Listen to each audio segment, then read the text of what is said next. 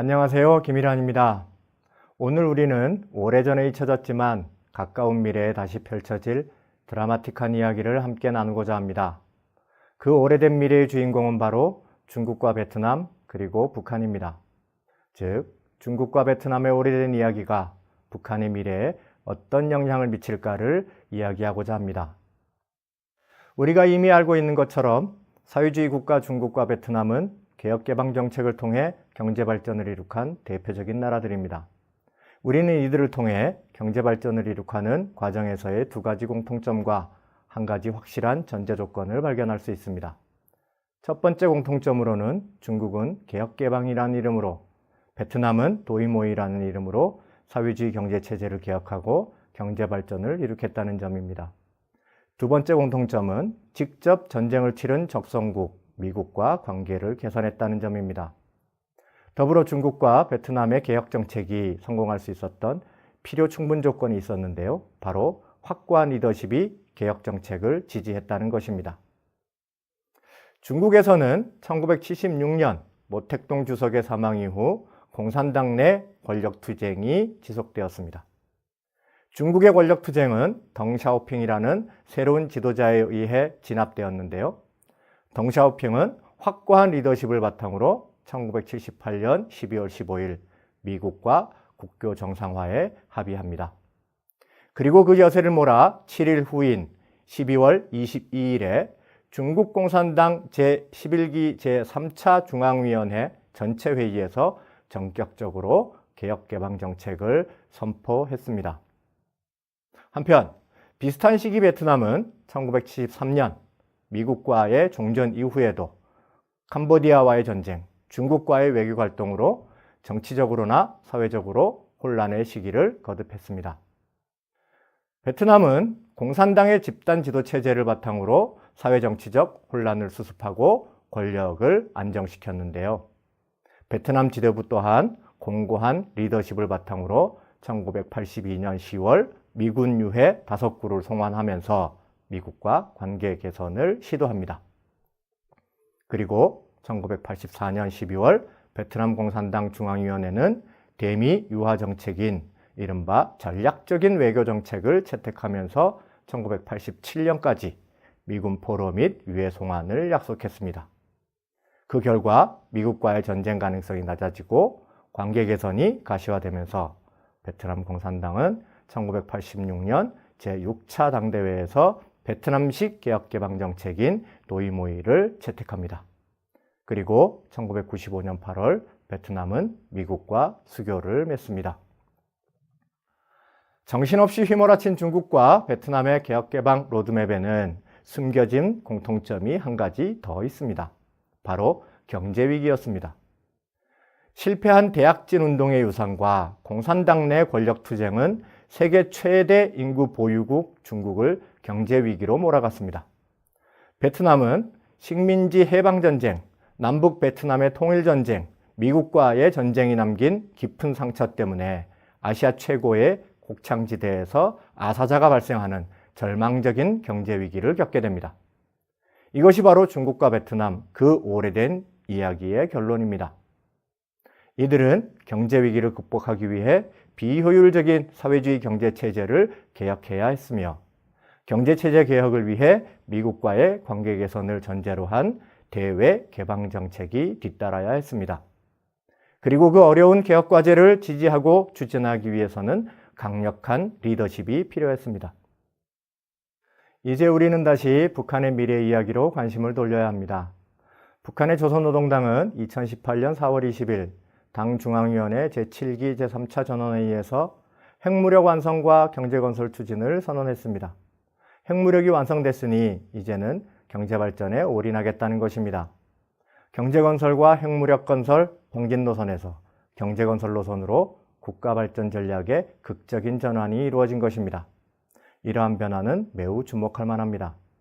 한국전쟁 이후 북한의 공식적인 국가발전 전략은 군사력과 경제를 동시에 발전시키는 병행 전략이었기 때문입니다. 최근 몇 년 사이 북한의 경제 사정이 나아지긴 했지만 핵개발 때문에 악화된 경제제재의 여파가 여전히 북한 경제의 발목을 잡고 있습니다. 이 시점에 북한과 미국은 비핵화 협상을 시작했습니다. 김정은 위원장은 핵무력이라는 정치적 명분과 경제발전이라는 진리를 맞교환하려는 전략을 숨기지 않고 있습니다. 북미 관계 개선은 북한 체제의 안전을 보장하고 안전 보장을 통해 더욱 강화된 김정은 위원장의 리더십은 경제 개혁을 위한 추동력을 확보할 수 있습니다. 그리고 체제 개혁의 동력은 다시 대외 개방 정책으로 전환될 가능성이 매우 높습니다. 북한식 국가 발전 전략의 밑그림은 김정은 위원장이 2014년 5월 30일 제시한 이른바 530 조치를 통해 확인할 수 있습니다. 530 조치는 통일뉴스가 입수한 북한 내부 담화 문건 530 담화에 있던 내용인데요. 정책의 큰 방향은 투 트랙으로 설계되어 있습니다. 내부적으로는 생산력 강화를 위한 사회주의 경제개혁, 대외적으로는 경제특구 등 경제개방을 통한 경쟁력 강화, 다시 말해서 북한식 개혁개방 정책인 셈입니다. 가장 먼저 내부 경제 시스템 개혁은 다시 산업 분야와 농업 분야로 크게 구분됩니다. 산업 분야에서는 기업의 독립채산제 확대와 책임 경영을 강화하는 사회주의 기업 책임관리제로, 농업 분야에서는 협동농장의 영농 단위를 가족 단위로 잘게 쪼개 생산 의욕을 높이는 보전 담당 책임제로 나타납니다. 다음으로 대외 경제개방 전략 역시 경제특구 개발 전략과 무역 경쟁력 강화 정책으로 구분할 수 있습니다. 경제특구 개발 전략의 핵심은 북한의 13개 직할시와 도, 220개 시군에 자체 경제특구 개발권을 부여하고 있다는 점입니다. 그 결과 2018년 현재 27개의 북한식 경제특구 계획이 수립된 것으로 알려지고 있습니다. 대외무역 경쟁력 강화 정책은 모든 기업소와 기관들에게 외화 구자를 개설하는 방법이 대표적입니다. 아마 이쯤에서 많은 분들이 눈치채셨을 것 같은데요. 북한식 개혁개방 정책은 중국과 베트남의 모습과 매우 닮아 있습니다. 사회과학은 과거의 역사나 경험의 일반화를 통해 미래를 예측합니다. 지식인들은 모두 자신만의 방법으로 역사를 바꿀 수 있는 새로운 기획을 꿈꿉니다. 덩샤오핑과 베트남 공산당의 지도부 역시 새로운 설계도를 원했을 겁니다. 더불어 아마도 김정은 위원장의 포부도 그러할 것입니다. 최근 베트남 모델에 대한 관심이 커지고 있습니다.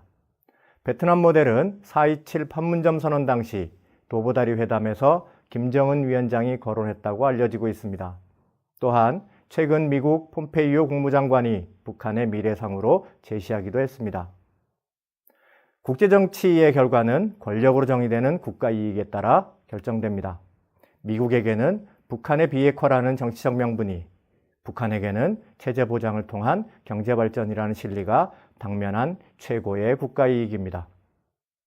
우리가 북한의 미래상으로 베트남 미국 모델을 주목하는 이유는 정치적으로는 관계 개선을, 경제적으로는 개혁 개방을 통한 경제 발전이라는 이중의 과제를 극복한 성공적인 사례이기 때문입니다.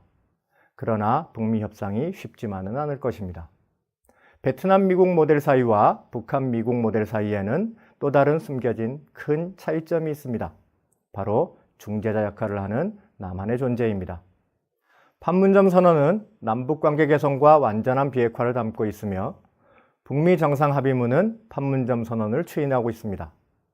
북미 협상의 숨겨진 변수인 남한의 균형자 역할이 주목되는 이유입니다. 그리고 북한의 우리식 경제 발전은 결국 북미 관계를 넘어 남한과의 새로운 공통분모를 찾아내는 새로운 미래를 설계할 수 있습니다. 부연하자면 남북한이 한반도 차원의 경제 발전을 추동하는 새로운 기획을 통해서만 가능하다는 것입니다. 현재 남북한은 지금까지 우리가 한 번도 가보지 않은 새로운 길을 찾고 있습니다. 최근 함께 발맞춰가고 있는 이 길의 끝에 평화를 품은 한반도의 모습이 있기를 바라며 이야기를 마치겠습니다. 감사합니다.